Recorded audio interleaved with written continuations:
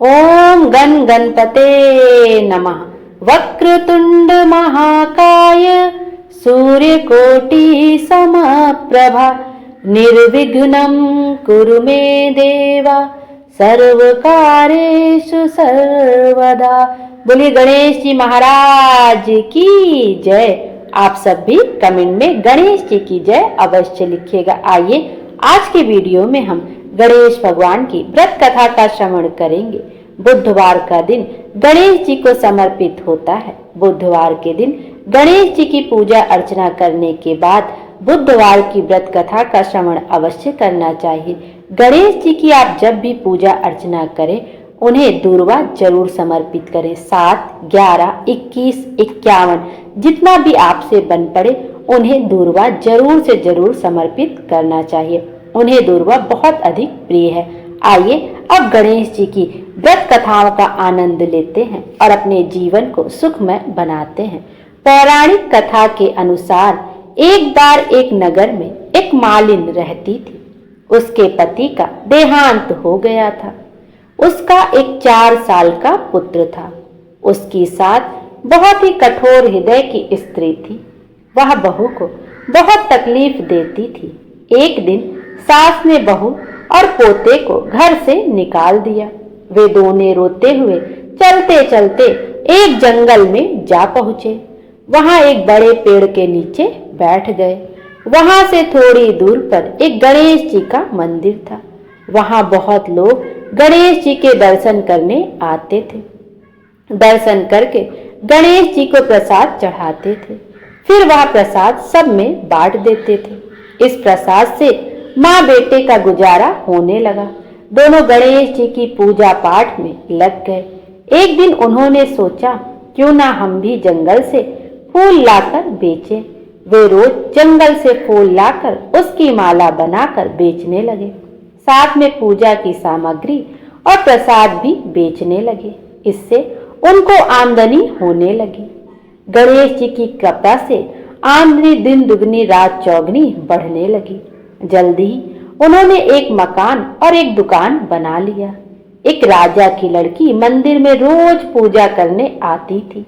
मालिन के बेटे को देखकर राजकुमारी उस पर मोहित हो गई और उससे विवाह करने की सोचने लगी। उसने अपने भाभी से अपने मन की बात कही। भाभी बहुत अनुभवी थी। उसने कहा, यह तो मालिन का बेटा है और तुम एक राजा की बेटी हो। यदि तुमने उससे विवाह किया तो तुम्हारी बहुत बेइज्जती होगी।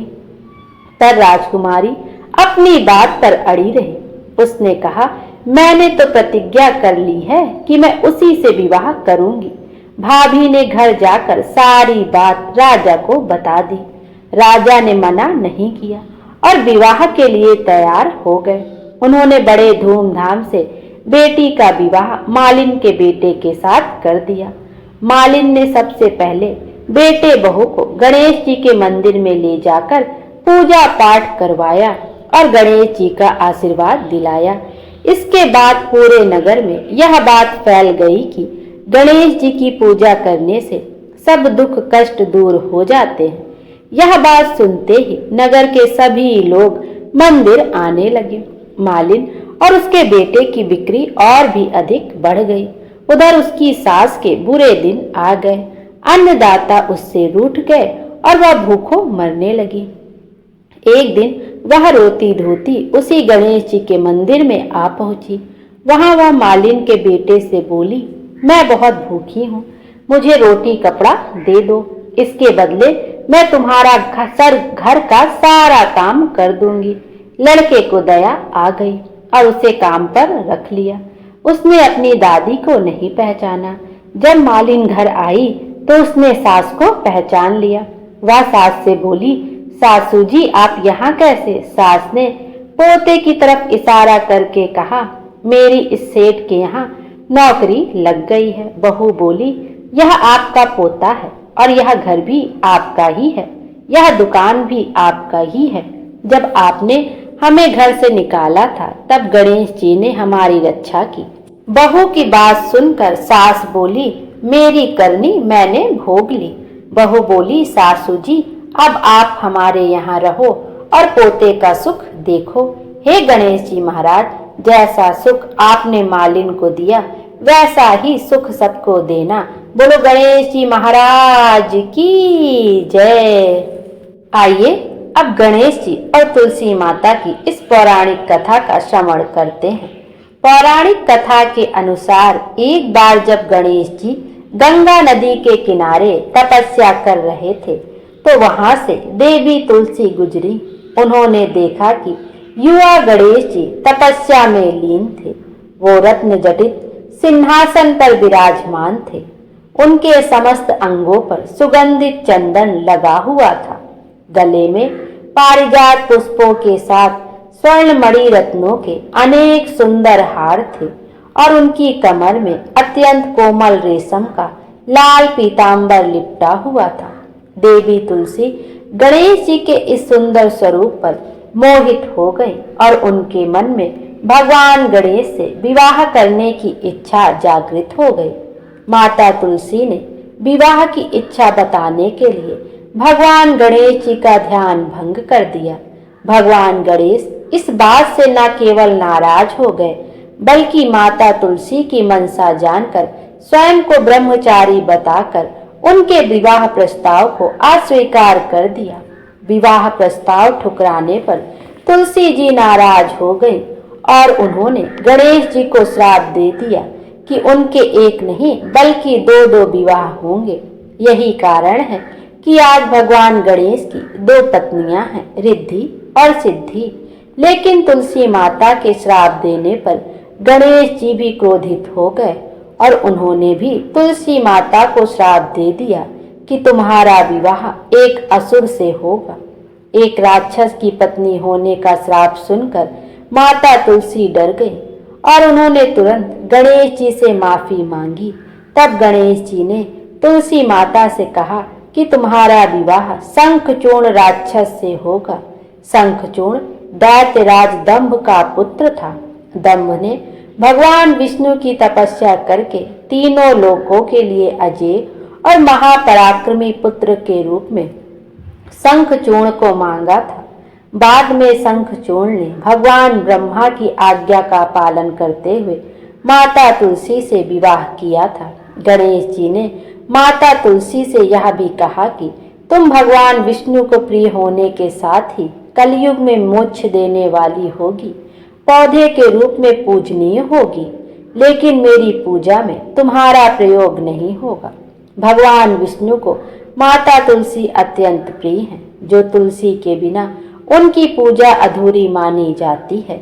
मान्यता है कि तब से ही भगवान श्री गणेश जी की पूजा में तुलसी चढ़ाना वर्जित माना गया है। बोलो गणेश जी महाराज की जय। आइए अब बुधवार की इस व्रत कथा का भी श्रवण करते हैं। बहुत समय पहले की बात है। एक व्यक्ति अपनी पत्नी को लेने के लिए अपने ससुराल गया। दूसरे दिन अपने सास ससुर से कहा कि वे उसे और उसकी पत्नी को विदा कर दें। उसके ससुर और अन्य सभी व्यक्तियों ने कहा कि बुधवार को तो कहीं गमन नहीं करते और लड़की का मायके अथवा ससुराल जाना पूर्णतः वर्जित है। परंतु वह व्यक्ति बहुत जिद्दी था। उसने किसी की ना मानी और अपनी जिद पर अड़ा रहा कि वह तो आज ही अपनी पत्नी को लेकर अपने घर जाएगा। विवश होकर उसके सास ससुर ने ना चाहते हुए भी अपनी पुत्री को दामाद के साथ विदा कर दिया। एक रथ में बैठकर जिससे वह व्यक्ति लाया था, वे दोनों अपने घर के लिए चल पड़े। राह के लिए रथ में भोजन और पानी से भरा घड़ा रखा हुआ था, परंतु एक स्थान पर झटका लगने से घड़ा उलट गया और सारा पानी बह गया। कुछ समय व्यतीत होने पर उसकी पत्नी को प्यास लगी। तब उस स्त्री ने अपने पति से कहा कि मुझे बहुत जोर से प्यास लगी है। रथ को एक वृक्ष के नीचे खड़ा करके वह लोटा लेकर रथ से उतरकर जल लेने चला गया। जैसे ही वह पानी लेकर अपनी पत्नी के निकट आया तो वह देखकर आश्चर्य से चकित रह गया कि ठीक अपनी ही जैसी सूरत तथा वैसी ही वेशभूषा में एक व्यक्ति उसकी पत्नी के पास रथ में बैठा हुआ है। उसे यह देखकर आश्चर्य भी हुआ और साथ में क्रोध भी आया। क्रोध में भरकर उस स्त्री के वास्तविक पति ने रथ में बैठे हुए व्यक्ति का हाथ पकड़ लिया और चिल्लाकर बोला, तू कौन है? तेरी यह हिम्मत कैसे हुई जो तू मेरी पत्नी के निकट बैठ गया? रथ में बैठा पुरुष हाथ झटक कर बोला, शोर ना कर। तू मेरी पत्नी और मेरे रथ को क्यों अपना बता रहा है? यह तो मेरी पत्नी है जिसे मैं अभी अभी अपनी ससुराल से विदा करा कर ला रहा हूँ। दोनों ही उस स्त्री को अपनी पत्नी बतला रहे थे और इस प्रकार उनका झगड़ा काफी बढ़ गया। दोनों ही एक दूसरे को मारने पर उद्यत होने लगे। इतने में ही उस राज्य के कुछ सिपाही वहां आ गए और उनसे झगड़े का कारण पूछा। दोनों की बातें सुनकर सिपाही भी चक्कर में पड़ गए। सिपाहियों ने उस स्त्री से पूछा कि वही पहचान कर बताए कि उसका पति उन दोनों में से कौन है।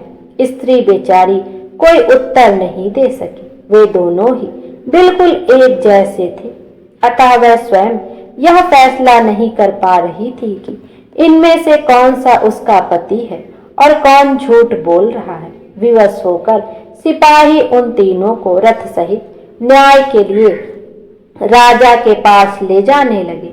अब तो स्त्री का पति बहुत पछताने लगा। वह बारंबार अपनी गलती के लिए भगवान से क्षमा मांगने लगा और अपने अपराध को माफ कर देने की प्रार्थना करने लगा। उसी समय आकाशवाणी हुई, हे मूर्ख, तूने अपनी जिद के आगे किसी की ना मानकर बुद्ध देवता को नाराज कर दिया है। बुधवार को तो सामान्य रूप से भी कहीं गमन नहीं करना चाहिए। स्त्री को तो अपने मायके अथवा ससुराल बुधवार के दिन कभी जाना ही नहीं चाहिए। यह दूसरा व्यक्ति कोई नहीं, स्वयं बुद्ध देवता है जो तेरा रूप बनाकर तेरी पत्नी के पास बैठे हुए हैं। अब तो उस व्यक्ति ने भगवान बुद्ध देवता के पांव पकड़ लिए और उनसे अपने किए की क्षमा मांगकर आगे कभी गलती न करने का वादा किया। तब बुद्ध देवता अंतर ध्यान हो गए और वह बुधवार को बुद्ध देवता की पूजा, व्रत और कथा कहने सुनने लगे। इस व्रत के प्रभाव से उनका घर धन धान्य और पुत्र पौत्र आदि से परिपूर्ण रहा और सभी प्रकार के सुख भोग कर मोक्ष को प्राप्त हुए। जो इस कथा को पढ़ता, कहता अथवा सुनता है, बुद्ध देवता उसकी हर तरह से सहायता करते हैं। बोलो बुद्ध देवता की जय। आइए अब गणेश जी की व्रत कथा का श्रवण करते हैं। एक बार गणेश जी एक छोटे बालक के रूप में चिमटी में चावल और चमचे में दूध लेकर निकले। वो हर किसी से कह रहे थे कि कोई मेरी खीर बना दो, कोई मेरी खीर बना दो। कोई भी उन पर ध्यान नहीं दे रहा था, बल्कि लोग उन पर हंस रहे थे। वे लगातार एक गांव के बाद दूसरे गांव में इसी तरह चक्कर लगाते हुए पुकारते रहे, पर कोई भी खीर बनाने के लिए तैयार नहीं था। सुबह से शाम हो गई, गणेश जी लगातार घूमते रहे। शाम के वक्त एक बुढ़िया अपनी झोपड़ी के बाहर बैठी हुई थी। तभी गणेश जी वहां से पुकारते हुए निकले कि कोई मेरी खीर बना दो, कोई मेरी खीर बना दो। बुढ़िया बहुत कोमल हृदय वाली स्त्री थी। उसने कहा, बेटा मैं तेरी खीर बना देती हूँ। वह छोटा सा बर्तन चढ़ाने लगी। तब गणेश जी ने कहा कि दादी माँ, छोटा सा बर्तन मत चढ़ाओ, तुम्हारे घर में जो सबसे बड़ा बर्तन हो वही चढ़ा दो। बुढ़िया ने वही चढ़ा दिया। वह देखती रह गई कि वह जो थोड़े से चावल उस बड़े बर्तन में डाली थी वह तो पूरा भर गया है। गणेश जी ने कहा, दादी माँ मैं स्नान करके आता हूँ, तब तक तुम खीर बना लो, मैं वापस आकर खाऊंगा। खीर तैयार हो गई तो बुढ़िया के पोते पोती खीर खाने के लिए रोने लगे। बुढ़िया ने कहा, गणेश जी तेरे भोग लगना कहकर चूल्हे में से थोड़ी सी खीर डाली और कटोरी भर भर कर बच्चों को दे दी। अभी भी गणेश जी नहीं आए थे। बुढ़िया को भी भूख लग रही थी। वह भी एक कटोरा खीर को भरकर किवाड़ के पीछे बैठकर एक बार फिर कहा कि गणेश जी आपको भोग लगे कहकर खाना शुरू कर दिया। तभी गणेश जी आ गए। बुढ़िया ने कहा, आ जा रे बेटा, खीर खा ले, मैं तो तेरी ही राह देख रही थी। गणेश जी ने कहा, दादी माँ, मैंने तो खीर पहले ही खा ली। बुढ़िया ने कहा, कब खाई? गणेश जी ने कहा, जब तेरे पोते पोती ने खाई तब खाई थी। अब तूने खाई तो मेरा पेट पूरा ही भर गया। बुढ़िया ने पूछा, मैं इतनी सारी खीर का क्या करूंगी? इस पर गणपति जी बोले, सारे गांव को दावत दे दो। बुढ़िया ने बड़े प्यार से मन लगाकर खीर बनाई थी। खीर की भीनी भीनी मीठी मीठी खुशबू चारों दिशाओं में फैल गई थी। वह हर घर में जाकर खीर खाने का न्योता देने लगी। लोग उस पर हंस रहे थे। बुढ़िया के घर में खाने को दाना नहीं और यह सारे गांव को खीर खाने की दावत दे रही है। लोगों को कौतूहल हुआ और खीर की खुशबू से लोग खींचे चले आए। सारा गांव बुढ़िया के घर में इकट्ठा हो गया। बुढ़िया ने पूरी नगरी जिमा दी, फिर भी बर्तन पूरा ही भरा था। राजा को पता लगा तो बुढ़िया को बुलाया और कहा, क्यों री बुढ़िया, ऐसा बर्तन तेरे घर पे अच्छा लगे या हमारे घर पर अच्छा लगे? बुढ़िया ने कहा, राजा जी आप ही ले लो। राजा जी ने खीर का बर्तन महल में मंगा लिया। लाते ही खीर में कीड़े मकोड़े बिच्छू हो गए और दुर्गंध आने लगी। यह देखकर राजा ने बुढ़िया से कहा, बुढ़िया बर्तन वापस ले जा, जा तुझे हमने दिया। बुढ़िया ने कहा, राजा जी आप देते हो तो पहले ही कभी दे देते, यह बर्तन तो मुझे गणेश जी ने दिया है। बुढ़िया ने बर्तन वापस लिया, लेते ही सुगंधित हो गई। घर आकर बुढ़िया ने गणेश जी से कहा, बची हुई खीर का क्या करें? गणेश जी ने कहा, झोपड़ी के कोने में गड्ढा खोद कर गाड़ दो, उसी जगह सुबह उठकर वापस खोदेगी तो धन के 2 चरे मिलेंगे। ऐसा कहकर गणेश जी अंतर्ध्यान हो गए। जाते समय झोपड़ी को लात मारते हुए गए तो झोपड़ी के स्थान पर महल हो गया। सुबह बुढ़िया ने फावड़ा लेकर घर को खोदने लगी तो टन टन करते 2 धन के चरे निकल आए। वह बहुत खुश थी। उसकी सारी दरिद्रता दूर हो गई और वह आराम से रहने लगी। उसने गणपति जी का एक भव्य मंदिर बनवाया और साथ में एक बड़ा सा तालाब भी खुदवाया।